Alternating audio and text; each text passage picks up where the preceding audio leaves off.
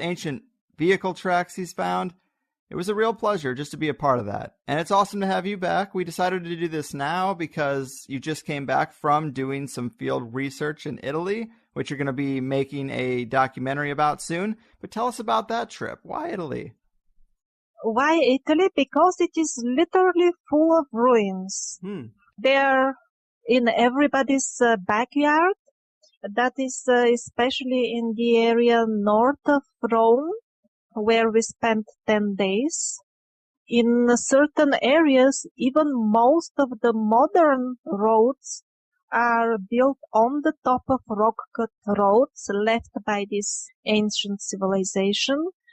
Almost everybody who has a garden has this type of ruins in their home.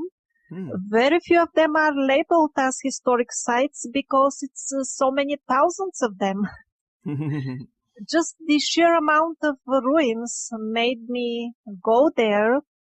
And what I was asking myself is, why do they look the same as similar rock-cut ruins that are found in a belt stretching from China to Portugal in great concentration, and even possibly on other continents, South and North America, Indonesia, Japan, but those are more isolated cases. But this belt is just full of them.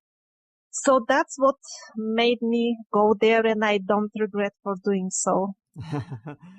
Yeah, I saw the trailer that you laid out, and it looks like there's quite a few things like ancient garages. There's also this area that looks like it's been bored out that you could almost park a train in. Pretty impressive. Yeah, that's the association that everybody in the group could make when we saw them. They were just long and dark, and all of them with uniform cuttings on the floor, like the floor was recessed, and there were quite few of them. So since we saw so many garages already, this could not be an ordinary garage anymore, so this must have been for the trains. And do we find those same type of tracks in Italy too? Oh yes, Italy is full of tracks, definitely, and very unusual markings, tracks. And just a few days ago, I saw the photos from the newly discovered field in Turkey, and over there, I see the same strange tracks. So who do you think is responsible for these ruins or the structures that you found? Is there any way to say or get any kind of insight into who they might have been? Yes, I can definitely say for sure that there was a single civilization. It has distinctly at least two layers, one of them much older, or two groups of layers, even maybe that much. But the older one definitely stretches at least from China to Portugal, and the somewhat younger looking one stretches all the way from like Jordan and the Middle East to Spain and Portugal. Who has built that? We don't even have a name for this civilization because nobody bothered to study it so far. The mainstream historians, it doesn't fit into the picture they have been preaching, so they're not interested. We saw how they even have destroyed ruins, valuable and very interesting ruins from this civilization, so they're not interested in it. Then ordinary people, they're just practically they're not noticing them. We had a local guide, Simon. He is a viewer of my channel, and he first got in touch with me when I announced the Italy expedition, and he lived right in the heart of this region. And in the first email he wrote me, "I think you will be disappointed. I think you're talking about these holes that we use to store our garden tools in." And after that, I mentioned to him few interesting places. And when he went and visited, he was shocked himself what he discovered. Yeah, it's impressive. There's also, I think, was it that video where you found tunnel systems that were too small and narrow to have been built by humans? Now, that's something else. That's this one at least has a name. It's called Erztal. That's the single Erdstelle plural in German. They have a German name because they're mostly in German-speaking regions like Germany, Switzerland, and Austria. Now, those are very similar to these ruins that I'm talking about, and they probably could be classified as one of the later layers of this enormous rock cutting that has been going on in antiquity, which the most amazing of everything, according to everybody in the group, is the amount of ruins. Many millions of people must have been in this civilization. It's not something small. Yeah, it's just everywhere. I mean, even as you drive on the sides of the road, everywhere, hewn stones, right angles, just everywhere. Right, and that is one of the major points here. It's kind of what you're contending, is that these remnants of ancient civilization are all over Italy, in the cities, in the backyards, along the roads, and people don't even realize what they're seeing, but you recognize the same cuts and styles all over the place, and it's indicative of a lost, far-reaching culture, hidden in plain sight. And seeing the ruins, you do make a great case. And one example you show in the footage is a picture of what's described as a Roman-era gate, but it's clearly patched into a much older wall, and it makes for a good example of this obscurification of history, doesn't it? Yeah, you're talking about the amphitheater in Sutri, right? Yes. Before visiting, I was always under the impression that the Roman-looking gate was added afterwards. I don't know why I thought like that, but when I was there, I was looking and carefully at it, and then I noticed actually this gate is kind of geopolymer with lines drawn on it. And then I asked the lady who was the tour guide over there, and she said, "Oh no, this full gate was added by the restoration team." I was shocked. This is obvious forgery. They have just put the full Roman thing to make it look Roman. And I was like, really? I was so surprised. I asked her openly, how could they do that? To put such a Roman patch on this old amphitheater. And she was looking at me with questionable eyes. She says, "What do you mean? But this is a Roman amphitheater." I said, "What do you mean it's Roman amphitheater? You have thousands of, in this very archaeological park, you have thousands of what you call Etruscan necropolises." It's another question if they are such indeed, but you call them Etruscan necropolises. And this is clearly a part, it's in the same style, it's with same age. There is no doubt it's part of it. I mean, the necropolises were on its walls. So I asked her, how can you call this amphitheater Roman if it's obviously not Roman? Well, she said, "You know what? They must have hired local workers and they made it in their own style." You mean the Romans? Right. Yeah. It just seems like the story unravels when you start asking just a couple of questions. But I heard something else, another piece of information, much more precious, from this very same lady, who was actually very sincere. She openly spoke with me without, because other tour guides, if you start asking too many questions, they feel personally offended, but this one was very sweet, actually. So she was sharing with us, and she mentioned that she works at this archaeological park since year 2001. And she remembers clearly that when she started working, the steps of the amphitheater were much sharper. So even within such a short span of time, they have eroded so much. And this confirms once again what I have been already suggesting in older videos, that erosion is much, much faster than usually people are led to believe by mainstream geology.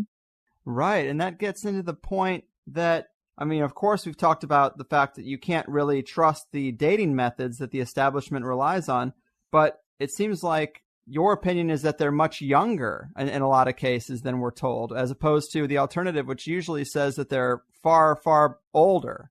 Yes. Now another conclusion, very important one that I made after this expedition, and that will sound absolutely revolutionary probably to many listeners, is about the age of these famous polygonal megaliths, because we saw them as well in Antica Norba and in Amelina. They have gigantic polygonal walls, quite huge blocks, almost human size, one of them.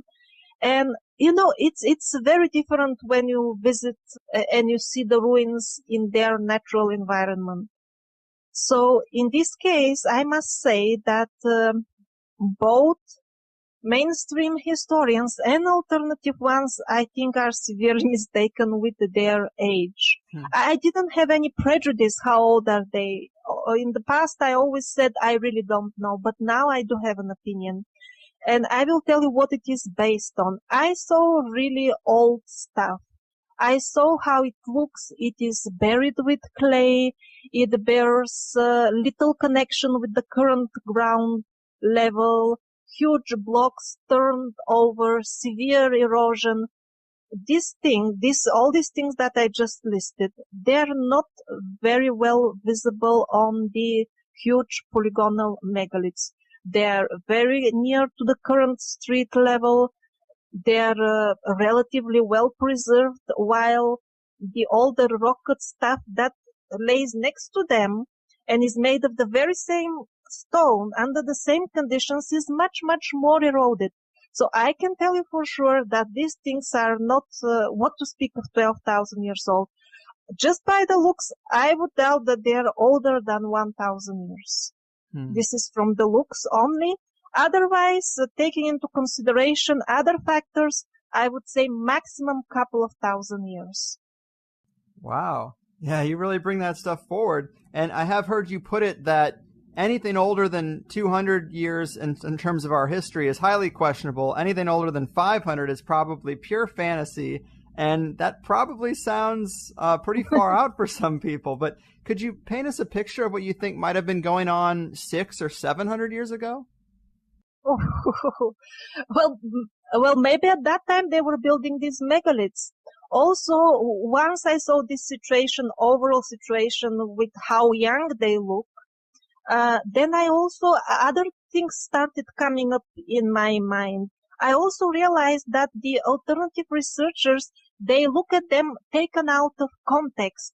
They show you a really magnificent polygonal wall in Peru, and they tell you, you see, this could not have been built by the Incas with their primitive bronze tools. Actually, we don't have any reliable information about the Incas.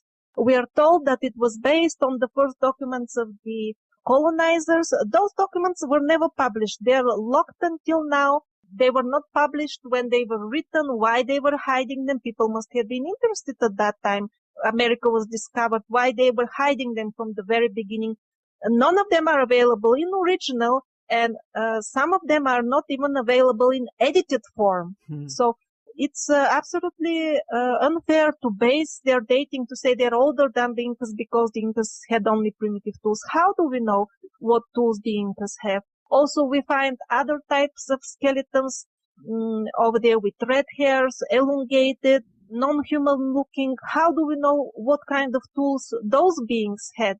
And they're not those funny skulls. They're not much, much older. So I don't see any problem, because you're asking about the time period of 500 or 600 or 700 years ago. Maybe those beings were building together with the local people, maybe in Peru and everywhere else, these polygonal walls. I don't see any problem with that, because the same, for example, elongated skulls are found in Europe as well. It's just a hypothesis. I'm not saying particularly there is any connection between the elongated skulls and the polygonal megalithic walls, but it's just an option.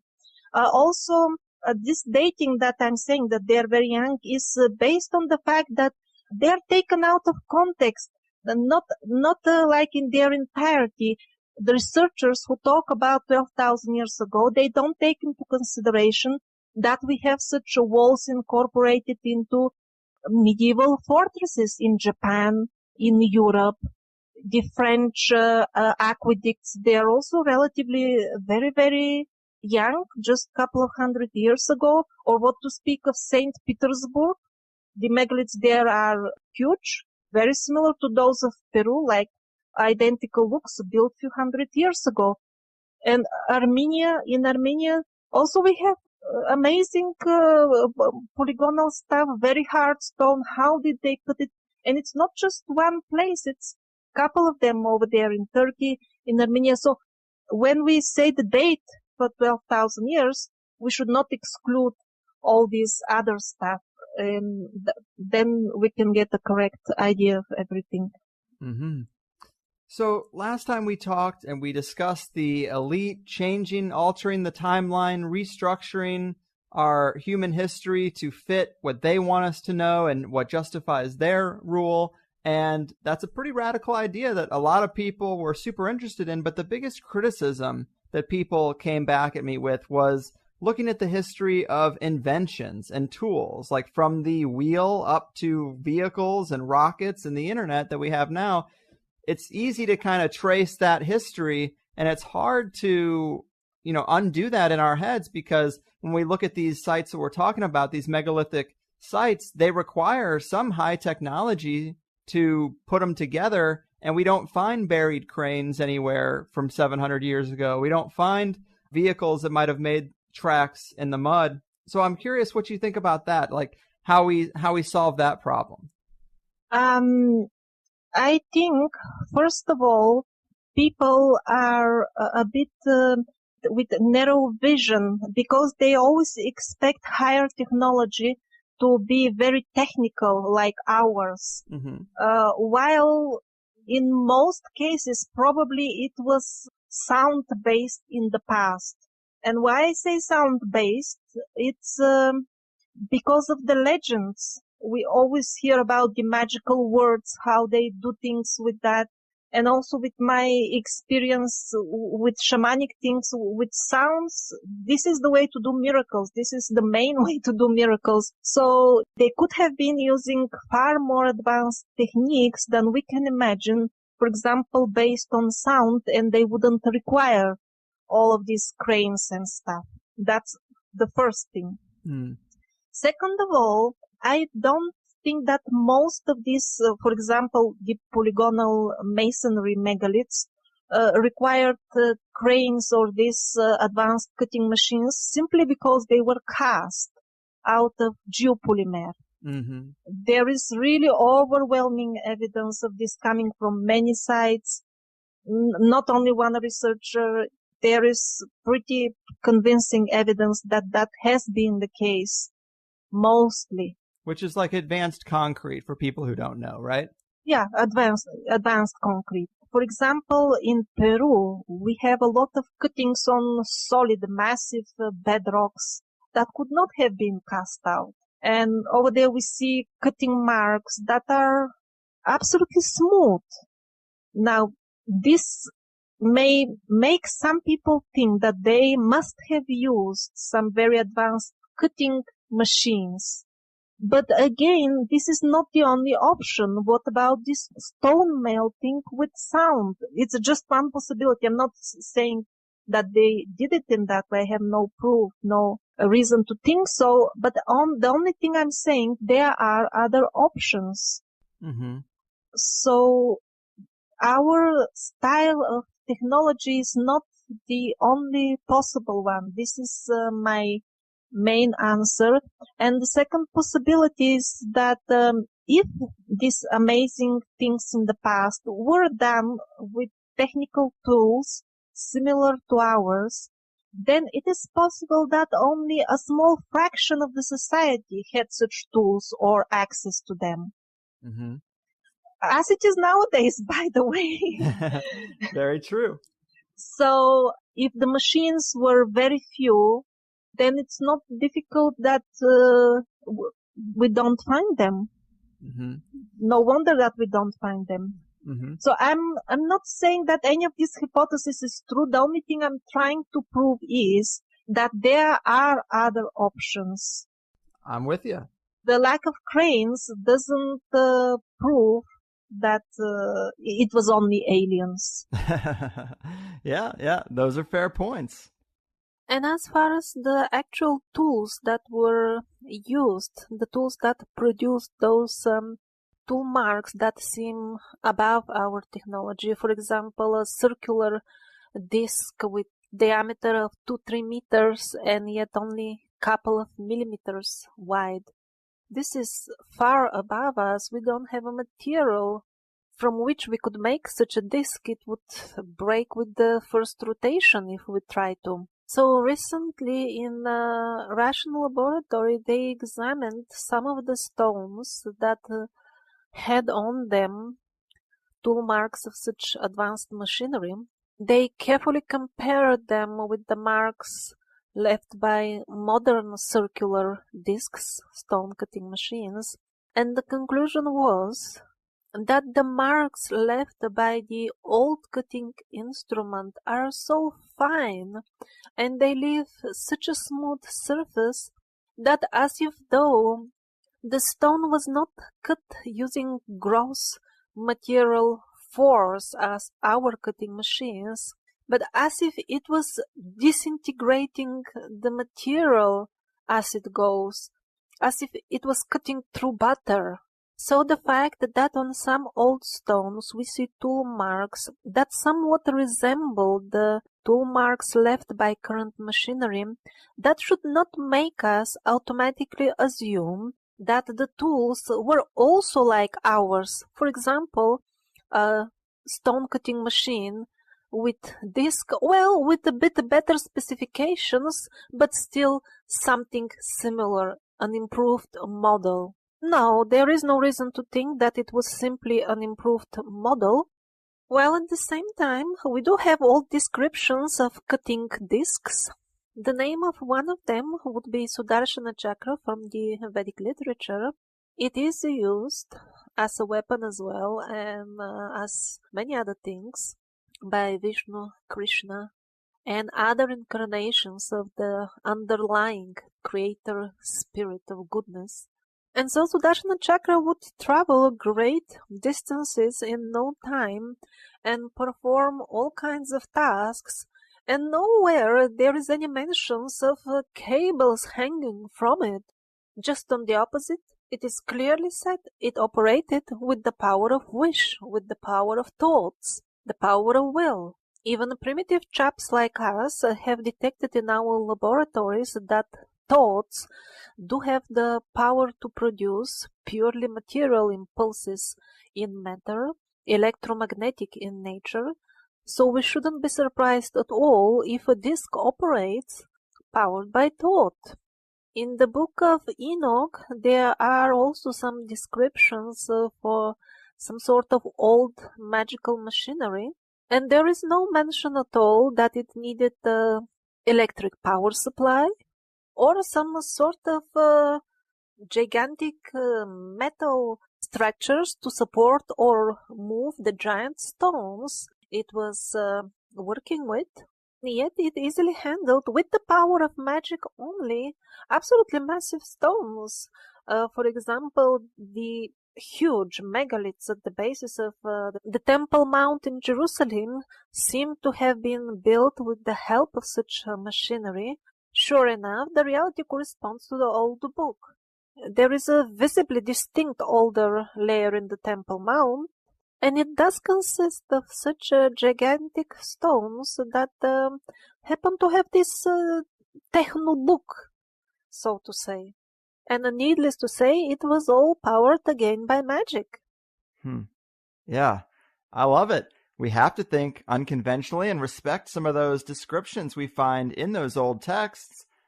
And if we're talking about the period of the Reformation, this 1500s era as the point when these parasites, as you say, took over, well, that's right in line with the invention of the printing press, the first technology to facilitate the widespread distribution of information. And every other iteration, newspapers, radio, TV, film, It's always been distributed from the top, with plenty of indications that deception and propaganda was used in these mediums from the get-go.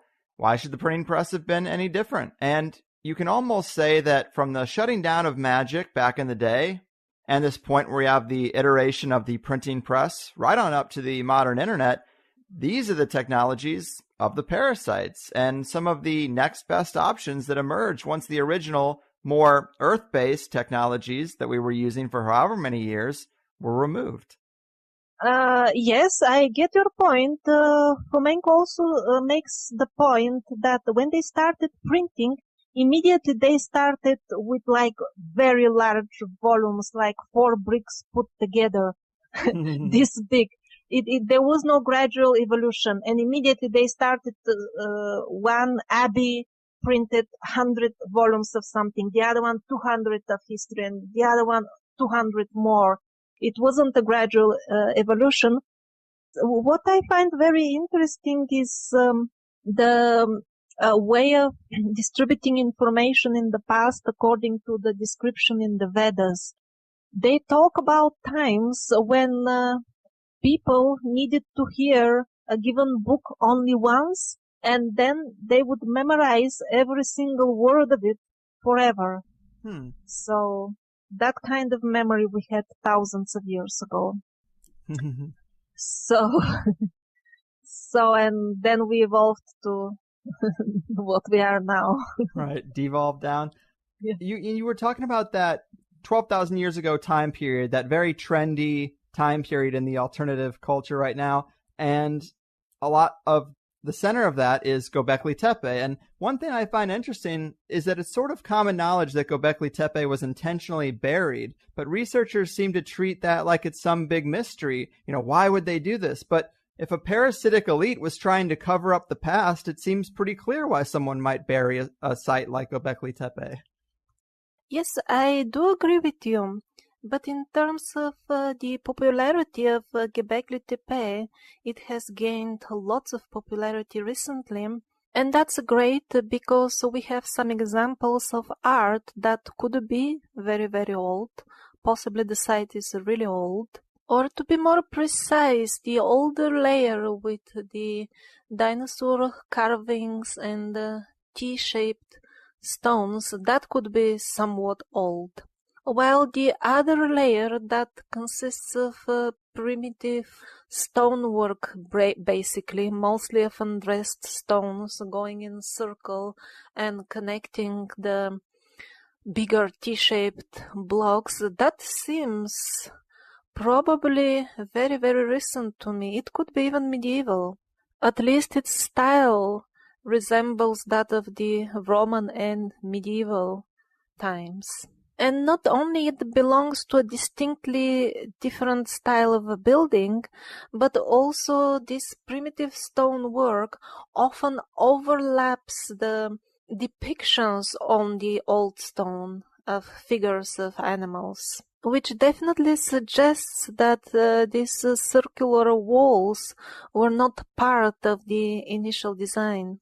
But also we should not forget that Gobekli Tepe has acquired its recent fame due to mainstream historical dating, which again and again has turned out to be total joke and lies, sometimes clear fraud. We can only make guesses about the age of Gobekli Tepe. It could be old or not. But very few people are aware that we have historic sites that are not very famous and are definitely much more impressive and much, much older. Some examples would be the numerous rock-cut ruins near Atlit in Israel, or Sierra de San Cristobal in Spain, or the Egil castles of Turkey. Now, why am I so confident that they are much, much older? For example, Atlit. Those ruins are cut out of solid bedrock. In some cases, that bedrock is a very hard variety of stone. So partially, of course, they are covered with soil, but at places they were exposed. And over there, you can clearly see how parts of the buildings, part of the walls, have been eaten up by erosion. And they're smoothened in such a way that it is absolutely crystal clear that it is not that some chunk of the wall fall in earthquake. It was only erosion, most definitely. Now, in reality, if we have to be honest, we have absolutely no clue what is the speed of erosion even. The mainstream estimations are total fantasy. But we can make a very important parallel with the Peruvian polygonal megaliths, for example, because some of them are also made of a very hard variety of granite. Now, those megaliths have been exposed to the weather at least for couple of thousand years, at least 500 years, let's say, if not much longer, which is also possible, and still they look brand new, as if built yesterday. On most of the famous Peruvian polygonal megaliths, the visible signs of erosion are simply not there. So just imagine, in relation to that, how long would have been Atlit rock cut ruins exposed to the weather so that entire parts of the wall, in some cases a few meters high, would get eaten up by the erosion. And when I say rock-cut ruins, please don't imagine some sort of grotto like those of the primitive men of Stone Age, as we are showed like Fred and Barney. I'm talking about absolutely massive walls, the height of a few stories, maybe 10 meters high.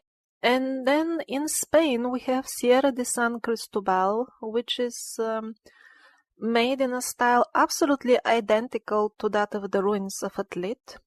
Same 6-10 meters high walls that appear to be remains as if they were surrounding some sort of assembly halls or maybe gardens, but probably not, because also underground there are vast halls with very high ceilings. And all that stretches for many square kilometers is just absolutely vast and huge. It's closed to the public. Access is difficult or impossible, also very deep shafts. And even if you get inside, if you attempt to get to the really big portions of the underground parts of it, and then sooner or later you see a modern wall just cutting your access off. So what I want to say is, I'm not saying that there wasn't advanced civilization 12,000 years ago, but they were not building polygonal megaliths for sure. That's interesting. Yeah, and so, we mentioned earlier, just so everybody's clear, we mentioned earlier that some of these sites that we're told are thousands of years old might actually only be hundreds of years old. What do you think the oldest structures that we can see are? How old do you think the oldest ones might be that we can see? Oh, I have no clue, but the ones I mentioned in Israel could be the oldest I can think of right now.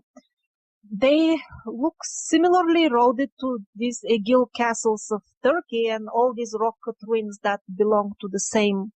The Egil castles, they belong to the style that I was researching in Italy and in Spain, and those in Israel are slightly different. But the Israeli ones could be a bit older because some of them are made of very hard variety of stone, while in Turkey and in Italy they were mostly cut into tufa stones, which means compressed, hardened volcanic ash. Okay. So that's sometimes very soft. Right on. So it's very hard to put any kind of date on these things because there's really no dating method that you would really trust that's out there, right? I trust a certain dating method, but I can't find enough people to extract information about it. As I have said many times, the way to find out our true history is through trance states, The easiest available way to do it now, available method to do it nowadays are the past life regressions. If regressionists from all over the world gather together and start recording pieces of history told by their clients, we can recover the true history very quickly. Because when unrelated people from different continents start telling a story about certain historic event, then most likely that's how it was. It is very easy to recover our history. It's just a question of making the people aware how to do it and then doing it. Well, I know that you're also very well versed in ayahuasca and the spiritual realm and communicating with entities that might be on that side. Have you talked to any entities that might give you insights into the past, like Shiva or some of the other ones I've heard you mention before? No, unfortunately, I don't feel I'm very well versed in these things. That's the main problem. And that's why I need to go on expeditions to try to find out the truth. No, I have never spoken with any entity regarding history. I have had a couple of very brief historic visions, and I'm not as good in ayahuasca as I should be. I'm excellent compared to the average level on Earth now. Then you can say I'm very well versed, but otherwise, I think I know nothing about it, unfortunately, from my perspective. Understood. You're being pretty humble, of course, but you do plan to continue down the path of ayahuasca insights and experiences, right? I mean, maybe in some type of teaching capacity? Yes, this is how I envision my old age when I'm 70 or 80, just conducting ceremonies. What else to do? You know, old people, they don't require so much sleep. Right. But in terms of plans for the foreseeable future, some friends of mine are actually trying to open a fully legitimate ayahuasca center here in the so-called advanced world. And if that happens, I will be glad to join them and help.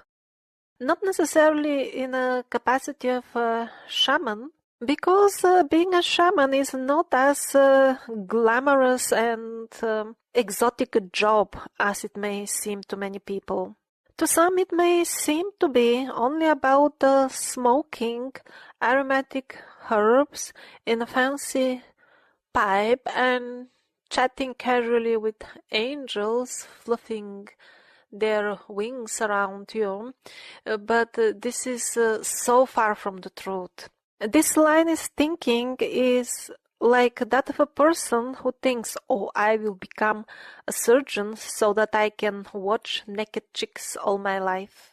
You will be seeing something radically different on the surgical table all your life if you become a surgeon. And in a similar way, becoming a shaman means daily encountering, dragging out of people the ugliest and most nasty creatures that you can't even see in this world. But I do believe that making ayahuasca available for everybody who wishes that is probably the fastest way to raise the level of the consciousness of the planet. I'm not saying ayahuasca is the only spiritual practice or that it is the best spiritual practice, but I definitely think it is the one that delivers the fastest results. For example, you may go to some Buddhist gathering or seminar or yoga, something of that sort, and they will tell you that you are a particle of this underlying creator spirit, and that if you conduct your daily activities from this point of view, instead of the egoistic one that is always profit-oriented, then gradually your consciousness will be emancipated. It will be, but it will take ages, because after this seminar you will return home and you're likely sooner or later to face problems like having to go to unpleasant work for many hours. Then you start thinking, where is this underlying creator spirit? If he was so full in love and I'm a particle of him, how come I ended in this unpleasant situation, and why doesn't the spirit come to help me pay my rent so that I can find some time and meditate on him? And so one would slide back in the modern so-called normal way of life, which is full of sadness, depression, bitterness, arrogance, disappointment, and so on. But ayahuasca is a radically different type of teacher. It will not give you lectures, nor it will tell you what to do. It will simply take you by the hand and show you in absolutely straightforward and practical terms that you are an infinite spirit made of love. For many people, this would happen within the first few ceremonies. Others may need much more sessions, but eventually it does happen to everybody. And then as the student of ayahuasca perceives more and more how his own being is woven from this material, this underlying goodness, one doesn't need to be told how to change one's ways and behavior and intentions and priorities. It happens automatically. It's just a normal sequence of understanding who you are. Now and then I get letters of concern from some of the viewers of my YouTube channel. They would go like this: I love your historic videos, but I'm concerned about your soul because you drink ayahuasca and evil spirits are talking to you. Yes, I absolutely guarantee and confirm this, and tell this openly. If you drink ayahuasca, sooner or later, you're sure to meet one spirit, evil spirit. Most probably it will be very evil, and I can tell you who it is exactly. That's your own dark side. And as far as our dark side, I'm aware of only 4 options. The first one is to face it, understand what does it feed on, and then dissolve it by giving it no more food and transforming yourself into angel. The second option is to know that you have a dark side, but to be afraid to face it. The third one is out of stupid pride to convince yourself that you do not have any dark side at all. And the fourth one is to actually embrace it and lead some sort of devilish existence even while you're in a human form. Damn, that is interesting. I guess we all have a dark side we're going to have to do something with, ayahuasca or not. And another tool for insight into the true history that you had mentioned last time was remote viewing. Have there been any advancements on that front at all since we last talked?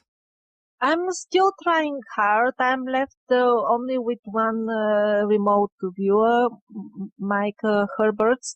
He's a good viewer. Just a few days ago, I gave him a target. It's now revealed, so I can tell you. It was these high towers in Tibet. Right on. So I'm just giving you an example of how is our remote viewing project going on.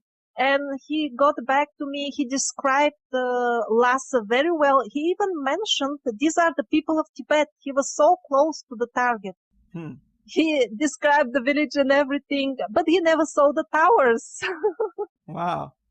So definitely remote viewing can be of use, but with one person, I can still do relatively very little. I was feeling as if he's watching from the towers, so he sees everything else around himself.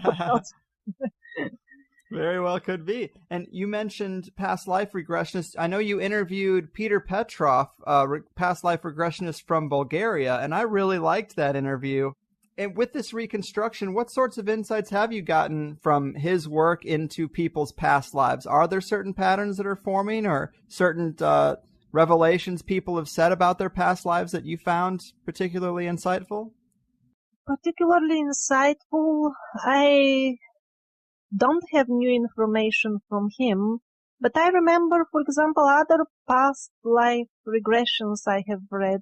For example, some lady was recollecting how probably 1,000 years ago, I'm 99% sure, she was sister of high priest in Egypt.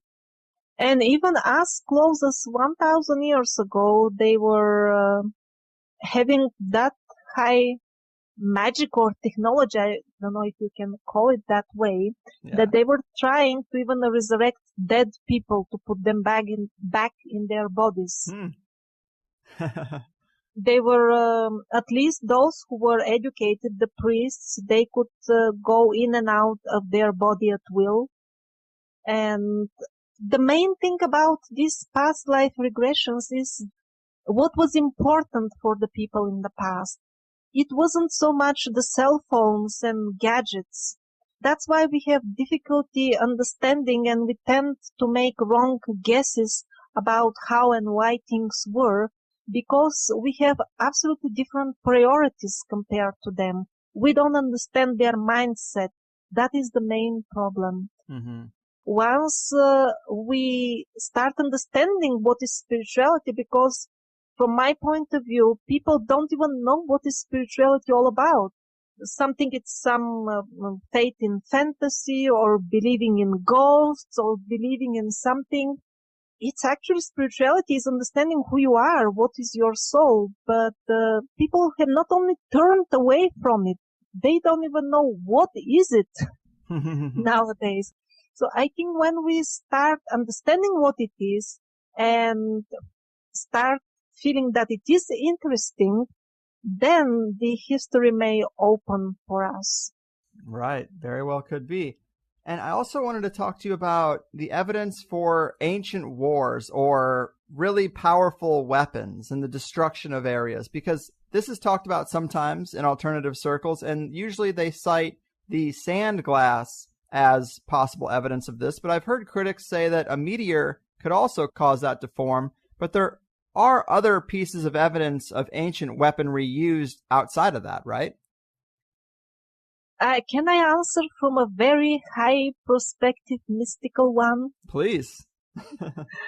Even when a comet falls, this can be a weapon itself. Because in the way the gods were fighting, even according to legends, they would throw celestial bodies, or gods or demons, it's maybe a more suitable word. The demons would throw entire celestial bodies at our planet.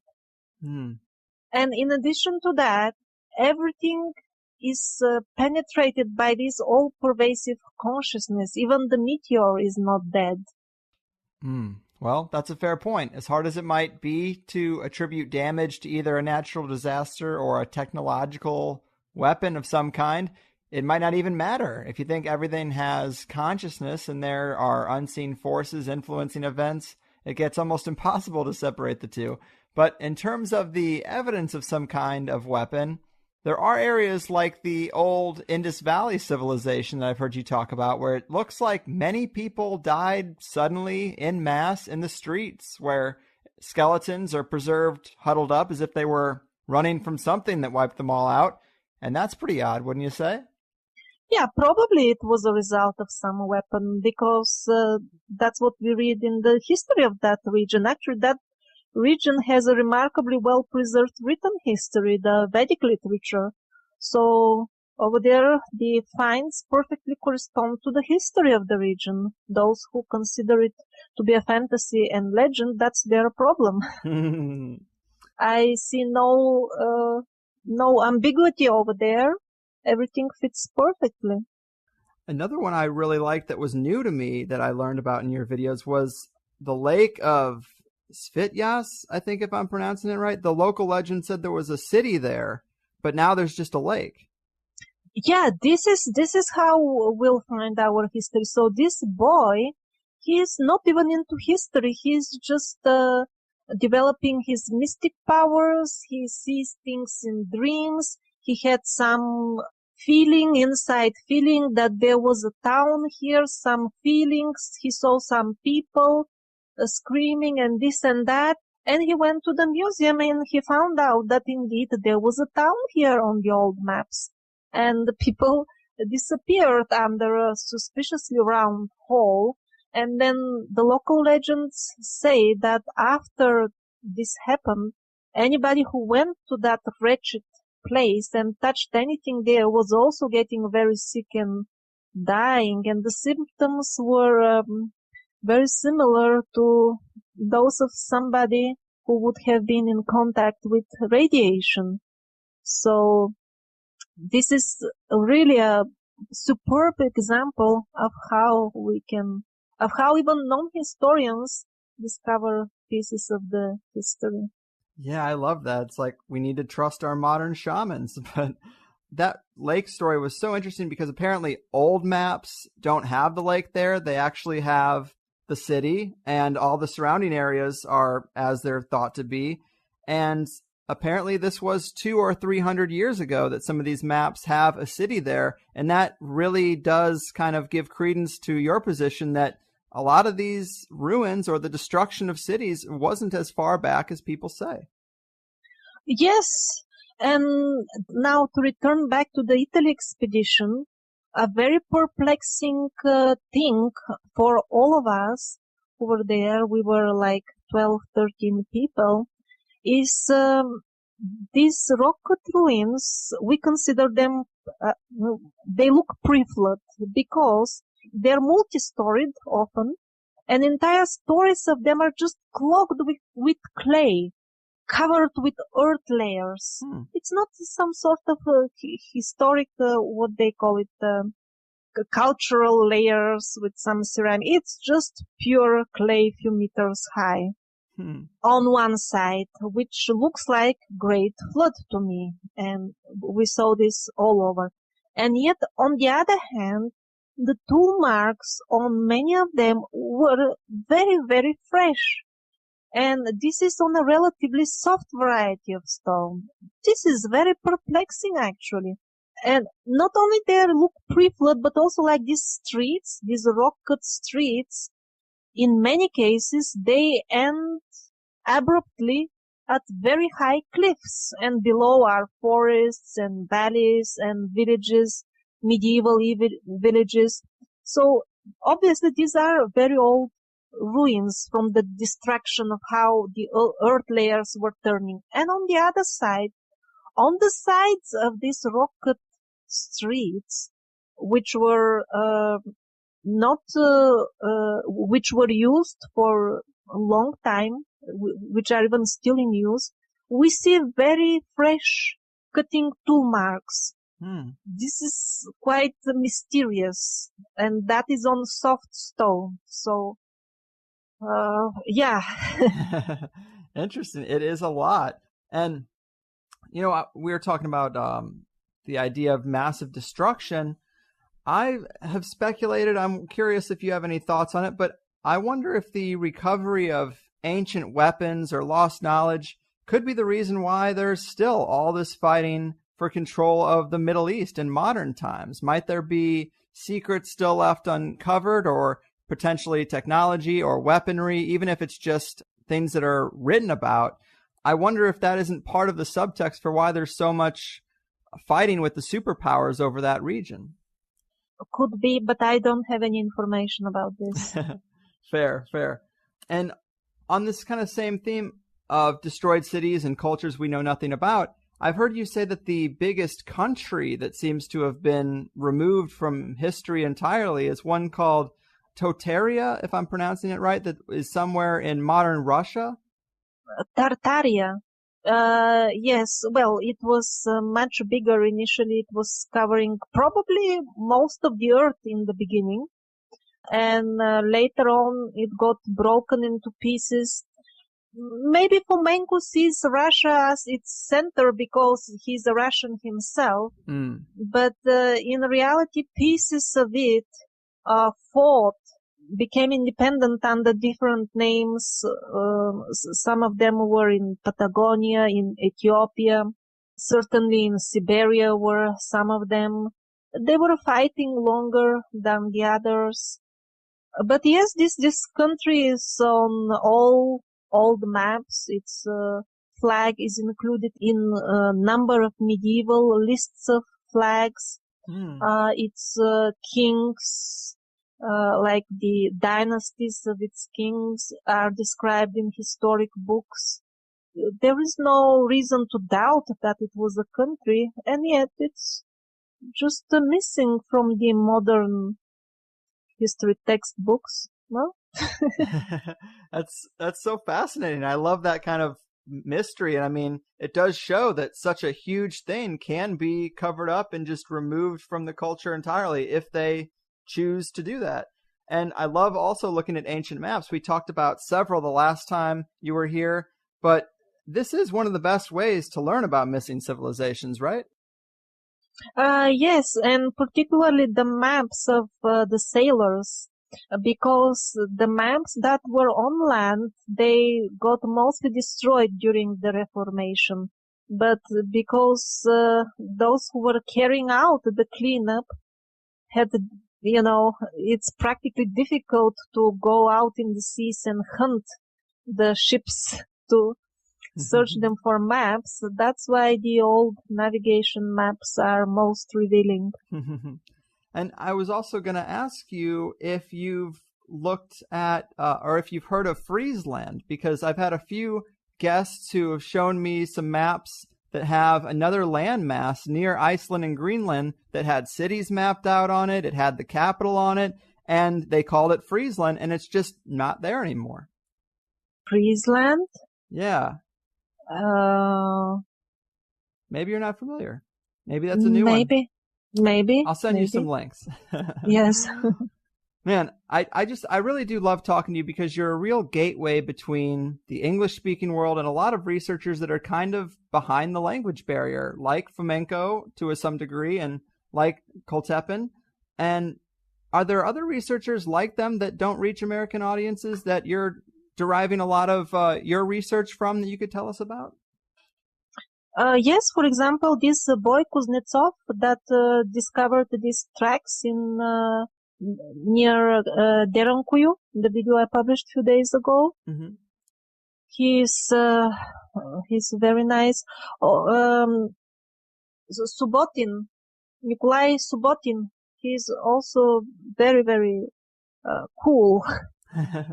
And of course, the king of all Russian researchers is Vadim Chernobrov.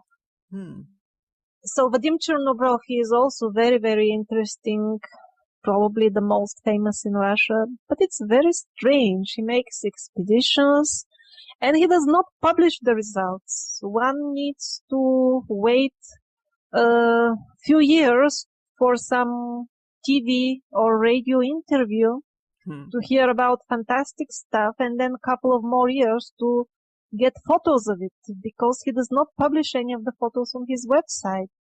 I often wonder why is he doing all this research. But the things he discovers are really fascinating, and he's very, very meticulous in his study. No speculation, no strange stuff. He's really very good. Vadim Chernobrov. Interesting. I will look him up.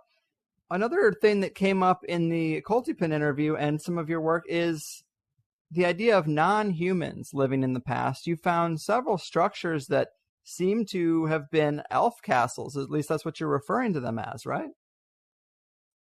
Yeah, the elf castles. Now this is interesting and new. The elf castles, Koltepen came up with this name because they look magical, as if taken out from a fairy tale. But I think, well, actually, they were for humans. Now, what I saw in Italy, one of these, what I call layers of rock cut ruins, because they belong to several groups. One of them, just out there in the forest, they look as if really elves lived there.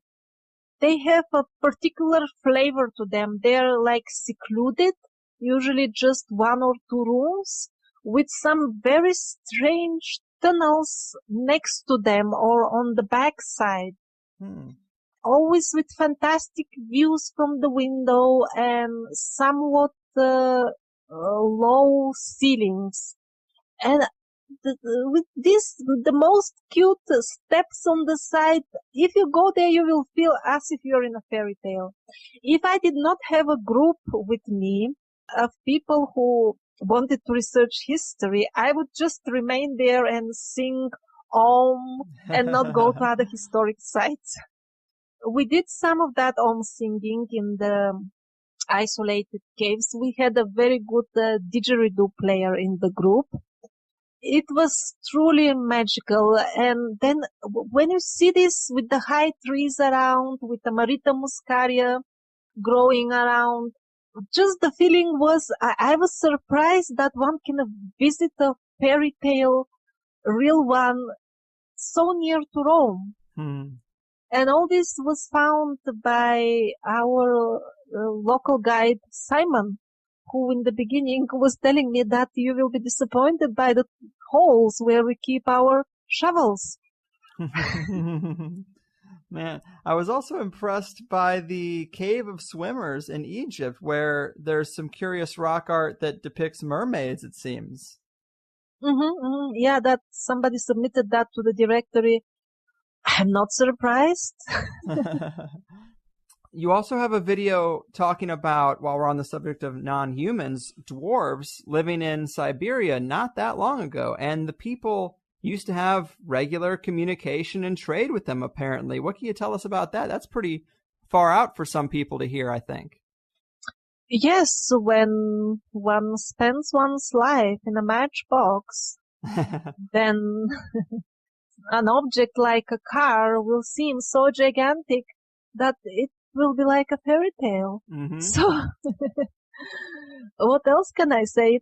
I'm sure that's true because I myself saw tunnels in Spain, in Austria, where they're non-human. No, it's no way you can pass through, what to speak of shoveling stone or digging it.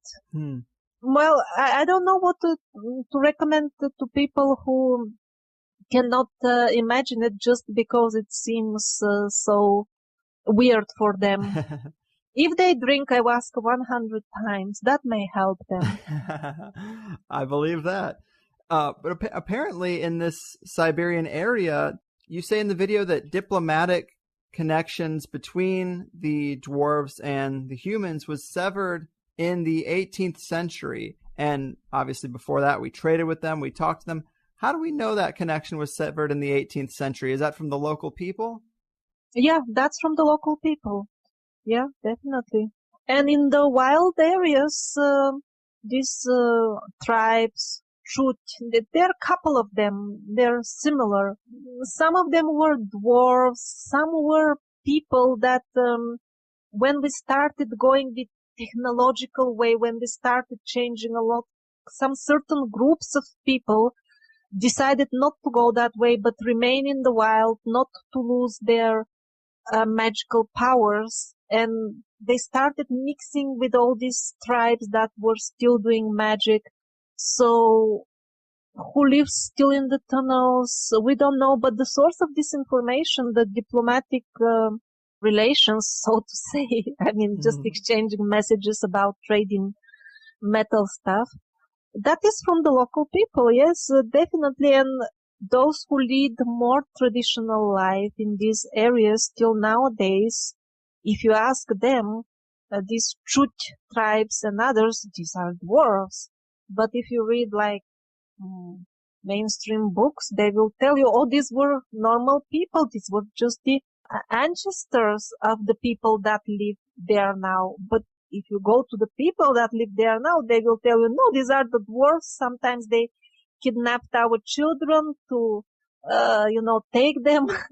They don't even like them very much. They feel offended when somebody suggests that these were their ancestors. No, these are our enemies. They were, they were doing magic on us and things like that.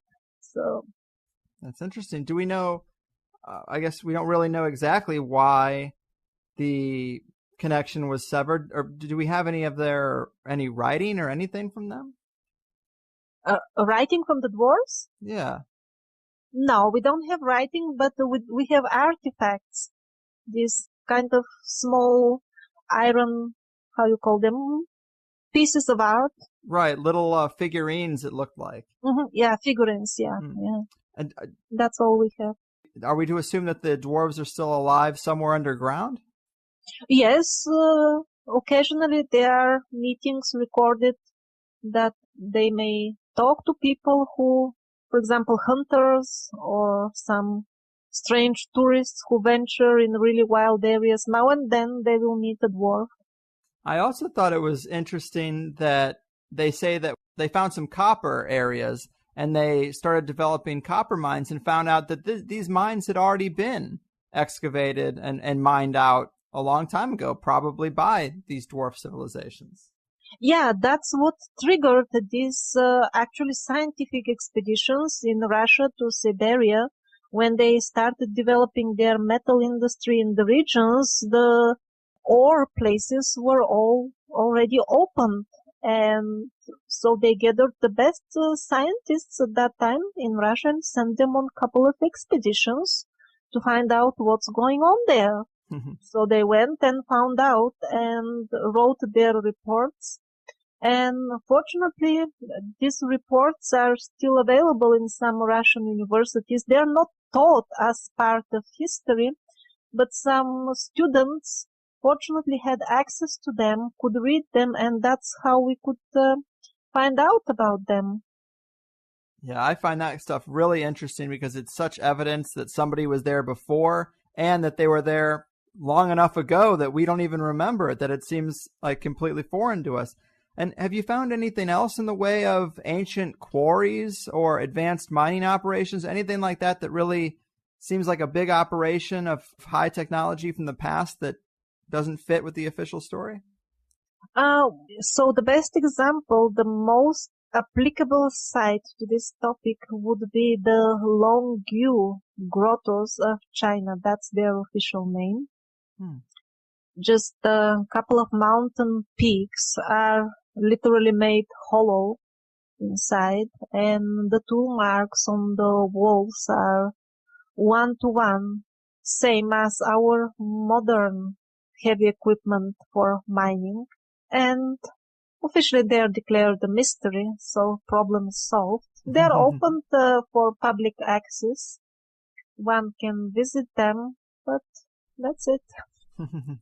I know there's a lot of people looking into the idea of ancient quarries and stuff right now. I've had some people send me this video that is trying to make the case that the Grand Canyon is actually some ancient mining operation. And I don't know about that one. I don't know about the Grand Canyon, but what I found most intriguing is this in the Gulf of Mexico. Those strange marks on the bottom of the enclosed body of water. I don't know if you saw them there in one of the episodes about what I call old earth ruins. That is the most convincing one because it's on the bottom and it's under the water. What else to say? Deep underwater. And that's pretty common too. I mean, pretty much across the coastlines of every major continent, we can find something that is right there under the water that suggests that at a previous time there was a civilization on the old coast that was right there. Sure, yeah. Yeah, that's pretty common. So another thing that you talk about fairly often is the idea that before the parasites, we were a much more cohesive species. You know, we were much more international, and we had the kind of communication and travel that the mainstream says we didn't have. They say we were all just isolated pockets. And one piece of evidence that I just recently heard about from your videos is this runic writing that is apparently found in Europe, Asia, Africa, and in the Americas to some extent. You say they're officially labeled as independent systems to hide our, one big family. Can you tell us anything more about this seemingly universal language or these rune writings, these runic writings? I'm not sure. It doesn't really have an official name. In terms of runic, maybe it's pre-runic. The closest name that maybe some scholars try to put to it is pre-Sanskrit. That would be the keyword for this type of writing. It predates the runes. The runes are similar to it, but a later development of it. And definitely, I showed examples from Southeast Asia, definitely a lot of it in South and North America, of course, tons of it in Europe and the Middle East. These artifacts, they're not secret as such. Their existence is not disputed. They're found all over museums and officially accepted historic sites, but simply nobody pays attention that we have the same writing all over the place. How come? Yeah, that's the mystery. But finding that, I mean, that really does help give credibility to this idea of a unified, peaceful past before a parasitic invasion and the Reformation period got us all out of whack. So hearing about that, it only strengthens the case. Interestingly enough, a similar type of writing showed on the underwater video cams that were filming the pyramid off the coast of Cuba, that is some 60 meters below sea level. And I found an interview that was taken from the archaeologists that were conducting the research, and the interview was taken when this writing was first spotted. At that time, they were already talking about similarities to various ancient European alphabets and so on, and connecting with various experts in languages, in old languages. But then in the interviews that were taken from them the subsequent years, they would deny answering questions about this writing. They would just skip the answers, and when pressed harder, they would say the waters were murky, we don't know what was it. Mm-hmm. It's exciting, to tell you the truth. And as we're getting ready to wrap this up, I do love the crowdsourcing approach that you take at megaliths.org. And you've helped me out so much by coming on the show, helping with the Alexander Koltepin episode. I'd love to see the audience get involved in this project and help you document things that they might be near. So maybe tell the listeners, how can people contribute to extending this catalog of ancient sites that you're working on at megaliths.org? Yes, definitely. Just submit new sites. It's very easy. It's a very easy submission form, very small. And yeah, this is much appreciated because it takes long time. I have many sites on file. I just can't submit them because I have garden. Also, I have to do videos and things like that. I'm submitting maybe half of them. The rest is user submitted. I was expecting that people will be much more active. Unfortunately, they are not as active as I expect. Now I'm planning to make some videos available only for those who submit sites. Let's see if it will work. That's what you got to do. That's what you got to do.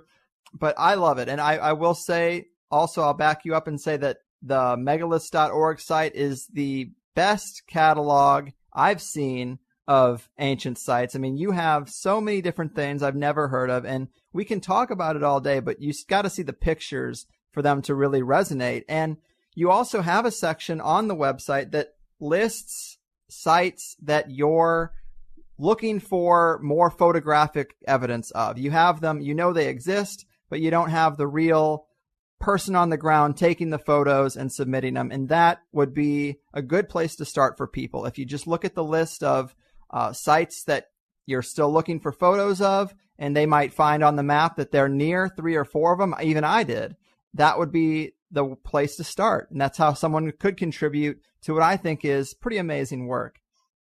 Yes, thank you. That I should have mentioned that. Thanks for it. No worries. And I also want to ask, are there places, where's the next expedition outside of Italy now that you've been there? Is there another place you have in mind for the future? Yes, in December I plan to go to Malta. And in spring I want to go to Italy again and Spain again. And maybe Turkey if it is peaceful. And I don't know if I can do all that. Malta is definitely fascinating. Land of giants, they said. And most